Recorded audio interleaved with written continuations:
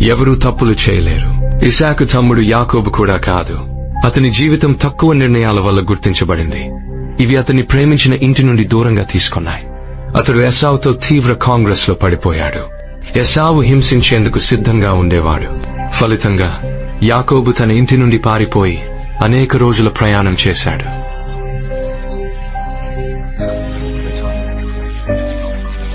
ఆ రాత్రి జేకబ్ తన ప్రయాణం కారణంగా అలసిపోయి ఆకాశం కింద పడుకున్నాడు. నిద్రలో అతనికి ఒక కల వచ్చింది. భూమి నుండి స్వర్గం వరకు మెట్ల దారి. దేవుళ్ళు ఆ మెట్లపై కమ్ముతూ దిగుతూ ఉండటం. దేవుడు జేకబ్తో మాట్లాడి వాగ్దానం ఇచ్చెను, నేను నీతో ఉన్నాను. ఈ వాగ్దానం జీవితం మార్చింది.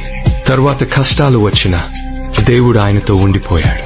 జేకబ్ దేవుడితో పోరాడి దృఢంగా నిలిచాడు.